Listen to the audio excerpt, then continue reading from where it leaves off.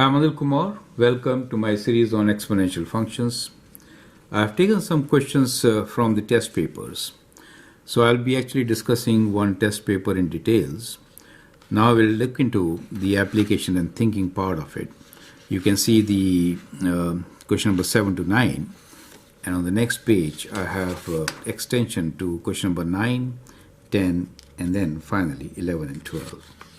So these are the questions which we are going to discuss now in our video.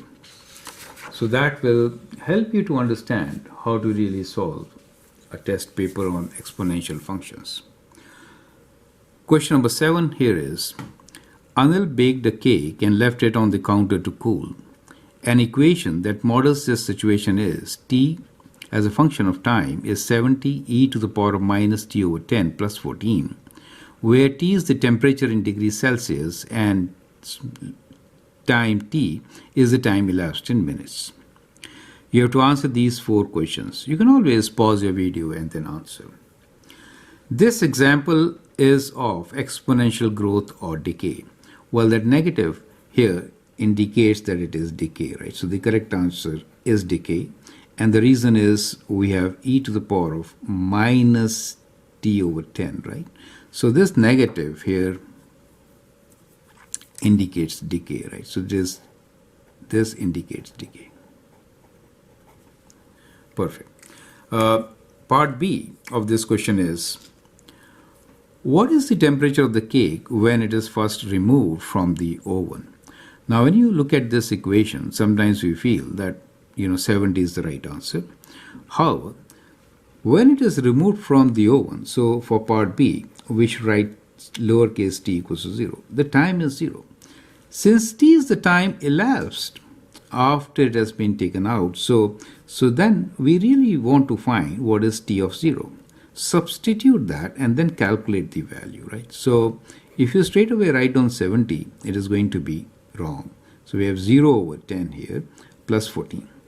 Now clearly anything to the power of 0 is 1. So we get here 70 plus 14, which gives you 84 degrees Celsius. So the answer is 84 degrees Celsius and not 70. Now let's look into part C, which is, what is the air temperature in the room where the cake has been left to cool? So in this case, clearly it is 14.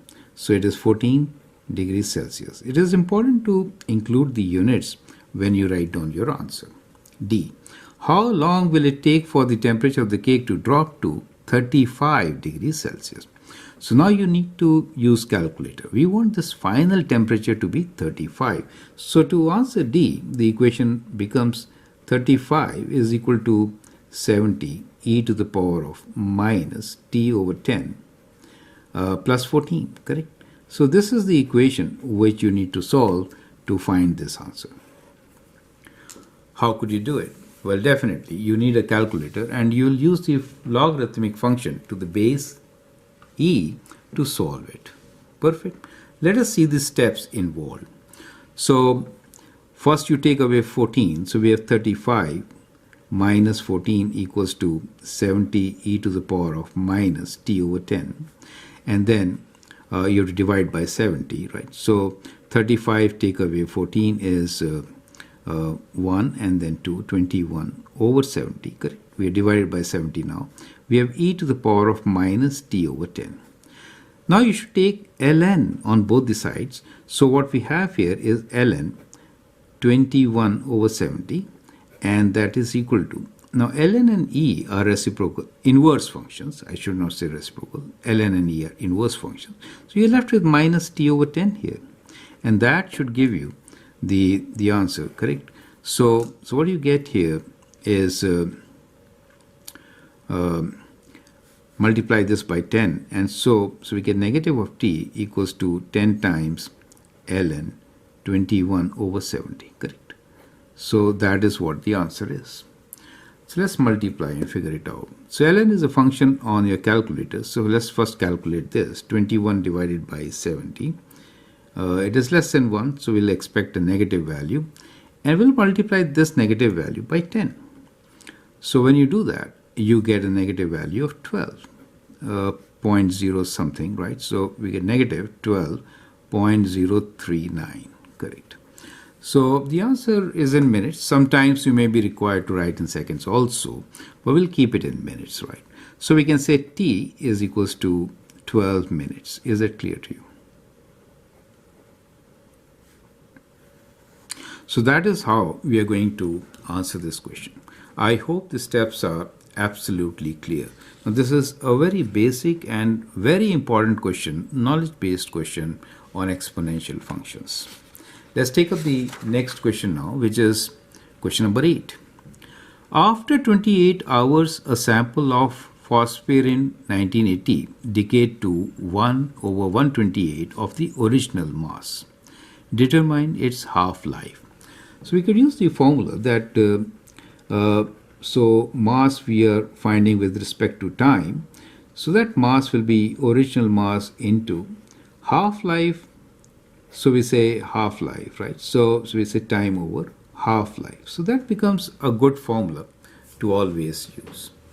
So what we have here is basically that after 28 hours, it says this particular element decayed to 1 over 128, right? So we know T is 28 and we need to find half-life. So we know what T is. T is 28 hours and M is equal to 1 over 128 of the original mass, right? So that becomes the other things given to us. Now we should be in a position to calculate H, that is the only unknown here. So we can substitute these values and then calculate. So we have 1 over 128 of the original mass, this original mass, half of T we need to find, T is given to us as 28 over half-life. Correct. So here that cancels and now we can actually find what is 128. We know 128 is 2 to the power of 7, right? So you can actually calculate. So 2 to the power of, 2 powers are good to remember, right? So 2 to the power of 10, this is how I remember, is 1024, correct? 2 to the power of 9 will be half of this, so 512. 2 to the power of 8 will be half of this, so it is 256. And 2 to the power of 7 will be half of this, which is 128. So it's a good idea to remember, correct? So 1 over 128, we could write this as half to the power of 7, right? So we have this as half to the power of 28 over h. So when you compare this, you can easily write 7 equals to 28 over h. And therefore, we know what half-life is. Just cross-multiply, right? So when you cross-multiply, half-life h equals to 28 over 7, which is 4. Now, hours is the unit, so it becomes 4 hours. Is that clear? So we can write on our answer that half-life is 4 hours. Is that clear to you? So in this type of equation, calculator may not be allowed, correct? So sometimes calculator is allowed, sometimes not. So they, in IB test paper, you always have 2 test papers, one without calculator, correct? So this could be a part of that. Now we have another very interesting question which says, a shade allows light to pass through from a lamp but reduces the intensity of the light. The intensity of the light is reduced by 15%, so 15 over 100, if the fabric is 1 millimeter thick. Each additional millimeter of fabric reduces the intensity by another 15%. Write an expression that gives percent P of the light which penetrates X millimeter of fabric. And B is, use the equation above to determine the percentage of light that will pass through the cloth, that is 2.75 millimeter thick. Perfect. You can always pause the video and then answer this particular question. We are saying that the intensity of the light is reduced by 15% each time, right? So whatever is the intensity originally, it is being reduced by 15%.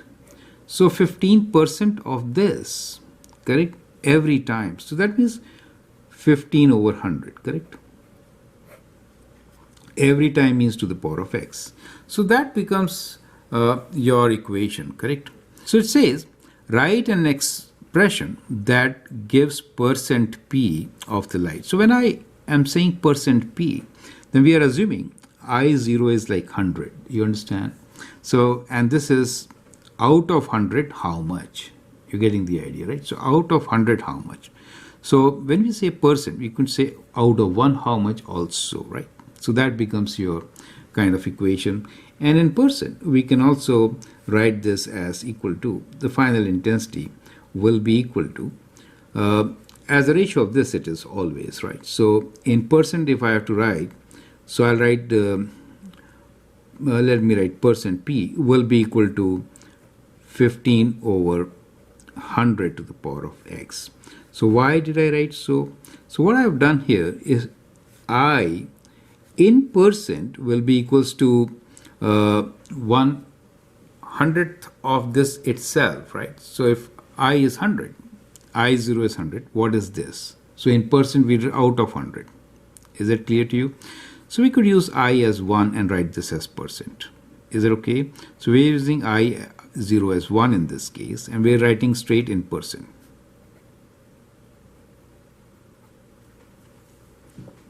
Or you could do 100 out of that, right? So something I over 100 is, so if I use I0 equals to 100, then I'm saying I over 100 is P. Out of percent. Do you understand? So that is the nomenclature which I have used here. Well, it's a good idea to reduce this, dividing both by 5. I could write this as 3 over 20 to the power of x. Correct? So the first part, which is write an expression that gives percent of light which penetrates x millimeter of fabric, where x is in millimeters of fabric. So it becomes as 3 over 20 to the power of x. Clear?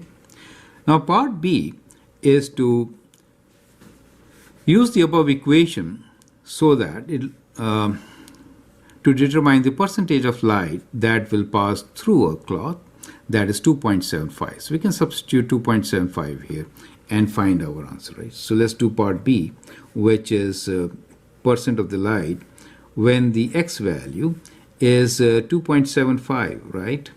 So that be 3 over 20 to the power of 2.75. So let's use calculator to find this answer. So within brackets, we have 3 divided by 20, and the exponent is 2.75, which is 5.423 times 10 to the power of minus 3. Now we can multiply this by 100 to get answer. This is your decimal value, right? This is in decimals. In percent, I'll multiply this by 100, so times 100 will give us as 0.54%. Correct? So that becomes the answer in percent. Does make sense to you? Question number 10. In 1950, the world population was approximately 2.5 billion. The population doubled to 5 billion in 1987. What was the average annual growth rate of the world population from 1950 to 1987? Part B. If the growth continued at the same rate, what should be the population in 2020, right? So let's first answer part A, which is average annual growth rate, right? So we need to find average.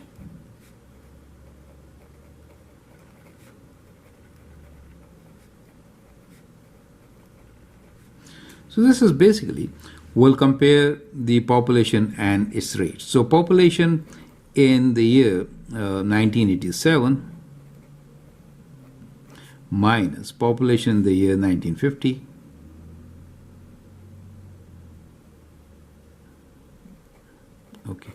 divided by 1987 minus 1950, right? So number of years.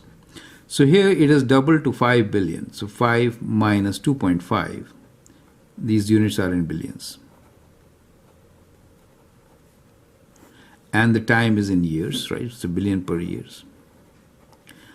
Years is 87 minus this is 37. So that's what we get, right? So let's divide and then write down our answer. So we have 5 minus 2.5 divided by, is equal to, divided by 37. 5 over 74. So it is So it is 5 over 74, or in decimals, it is around 0.0675, right? So 5 over 74 is the average annual growth rate. You can multiply this by 100, and you can also write this as around 0.67%. Correct? So in percent, it could be written as 0.67 when you multiply this by 100. So that becomes your annual growth rate, average annual growth rate for each year from 1950 to 1987. Now part B here is, if the growth continues at the same rate, what should be the population in 2020? So we are given the doubling time, right? So whenever you have the doubling time, and doubling time is 37 years. So we know the doubling time.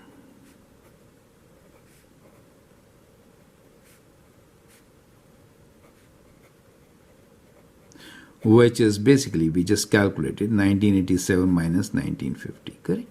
So it doubles in approximately 5 years, so that becomes your doubling time. And therefore, you could write the equation of this population at any time as a function of this doubling time. So initial population, 2 to the power of t over the doubling time of 37. Is that clear to you? So that gives you the idea. Now unique population in 2020. So when I am saying 2020, how many years have elapsed? So we have 2020 minus 1950, right? So take away from 12 is 7, 70 years. So t is 70 for us. So we have to substitute 70 in this equation to calculate. So the population in 2020 will be the initial population, which is 2.5, right? 2 to the power of 70 over 37. So let's calculate. So we have 2 to the power of, let's write this first, 70 divided by 37. And then we'll multiply this by 2.5 to get our answer. It just equals to 9.278, it says, right? Billion. So that is going to be our answer for this question. So I hope the steps are absolutely clear. It is important to include the units, right? So whenever you have this, it is billions per year, right? So the units is in billions per year. Okay. Next question here is question number 11, which is the graph of the function f of x equals to a 2 to the power of x plus b with y-intercept at 8 passes through a point 220. Find the value of a and b. So we are given the function f of x equals to a times 2 to the power of x plus b, right? So we are also given that it goes through the y-intercept and another point 220. So let us sketch this function on the side. Base is 2. So it is kind of exponential function like this. So it is definitely transformed. There is a translation b units up, and therefore we do get a point which is y-intercept here is at 8, and another point on this function here is 220.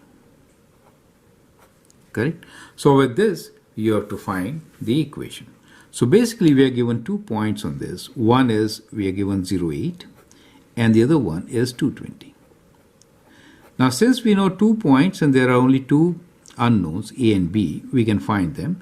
And then you have to write their values as sum, right? That is kind of important. So let's substitute 0 first to get our first equation. So when I substitute 0 here, I get A 2 to the power of 0 plus B, which basically is A plus B, right? So when I substitute 0, so I get basically A plus B, and which is equal to 8. Well, so to find the value of A plus B, it is 8, right? So this we get directly from here. However, let us also find their, let's continue, and we got the answer though, right? So that is the answer. But let's find the function. Let me extend this question. So find the value of A plus B, define function.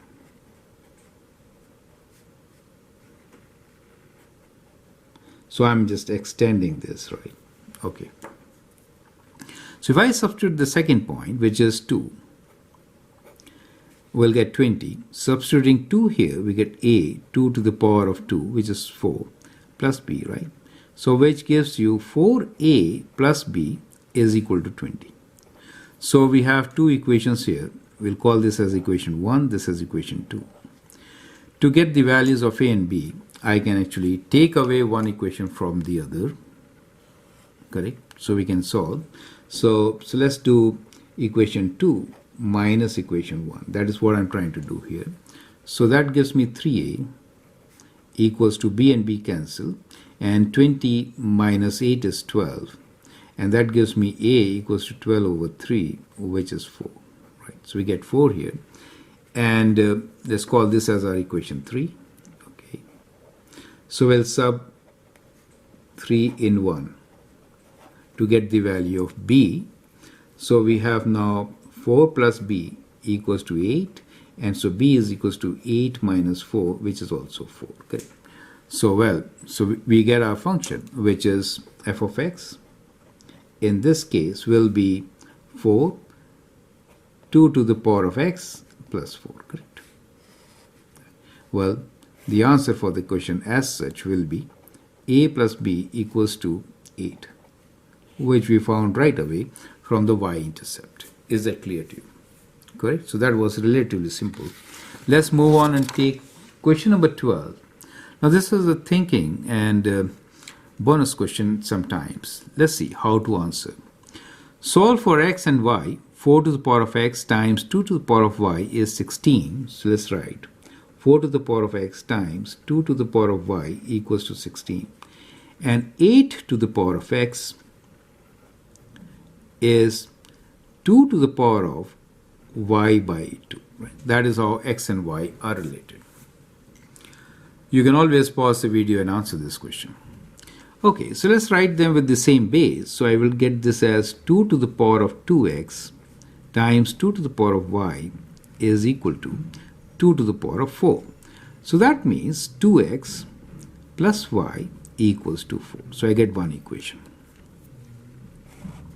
Let's call this as equation 1. Second one here, we could write this as 2 to the power of 3, right, is 8. So 3x is equals to 2 to the power of y by 2. So we get 3x as equal to y by 2. So I'll call this as my equation number 2. Now, we could do elimination or substitution. So let me write down 6x as equal to y, right? And we'll substitute this here. So let me call this as my equation number 2, right? So we'll sub y here and then find. So we have 2x plus 6x or 8x equals to 4, and that gives you x as 4 over 8, which is half. So from here we get the value of y, right? So again, let's continue. So we get y equals to 6 times x, which is 6 times half, which is 3. So we get y equals to 3. Okay. So we have our answer, and which is, in this case, x is equal to half and y equals to 3. Perfect. So that is how you could actually solve this equation. I hope the steps are absolutely clear. So with that, we complete the solution of our test paper, which had 12 questions to begin with. Now, as you have realized, some of the questions were very interesting and difficult, especially the first three. The second and third are extremely difficult questions to begin with. We did had some knowledge-based simple questions also, but at the end, we learned how to work with exponential functions. So this is an excellent test paper which can always help you to understand the concepts. So you can always get back to this test paper to understand all the concepts. Also try the related videos for which I'm going to give you the links. Feel free to write your comment, share your views, and if you like and subscribe to my videos, that'd be great. Thanks for your time and all the best.